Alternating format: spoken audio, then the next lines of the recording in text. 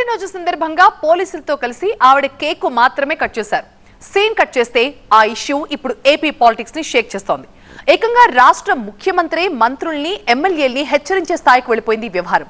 తాజాగా ఖాకీలకు సైతం తాకీదులు అందడం చర్చనీయాంశమవుతోంది. అసలింతకీ ఎందుకు ఈ రచ్చ, దేనికోసం ఈ రగడ? ఏపీ పాలిటిక్స్ లో చిలకలూరిపేట చిచ్చు. పత్తిపాటి సతీమణి బర్త్డే వేడుకల్లో పోలీసులు, ఎమ్మెల్యేలు మంత్రుల కుటుంబాలు గీత దాటుతున్నాయా?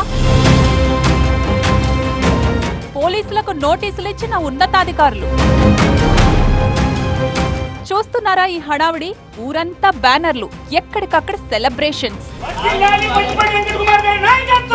చిలకలూరిపేటలో ఇటీవల కనిపించిన సందడి ఇది. స్థానిక ఎమ్మెల్యే మాజీ మంత్రి పత్తిపాటి పుల్లారావు సతీమణి పత్తిపాటి వెంకటకుమారి అలియాస్ వెంకయ్యమ్మ బర్త్డే విశేషంగా జరిగిన హంగామా ఇది.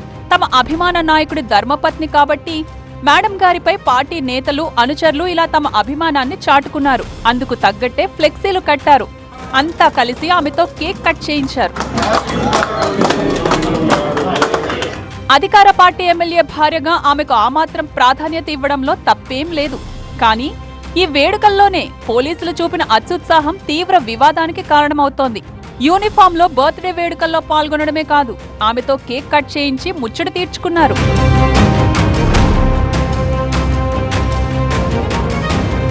నియోజకవర్గానికి చెందిన 2 సిఐలు, 5 ఎస్ఐలు, ఒక ఎక్సైజ్ సిఐ ఈ పుట్టినరోజు సందర్భాల్లో పాల్గొనడం పెద్ద దుమారమే రేపింది.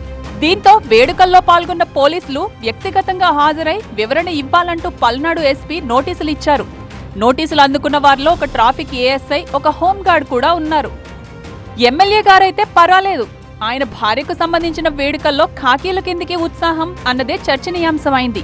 ఎలాంటి ప్రోటోకాల్ లేకపోయినా ఎమ్మెల్యే భార్య బర్త్డేకు పొలోమని ఎందుకీ హంగామా అనే చర్చ మొదలైంది. పొలిటికల్ గాను వేడి పుట్టించింది అంశం. ప్రత్యర్థి పార్టీల నుంచి విమర్శలు మొదలయ్యాయి. 2 నెలల్లోనే అధికార పార్టీ నేతల నిజస్వరూపాలు బయటపడుతున్నాయంటూ ఆరోపణలు గుప్పించారు.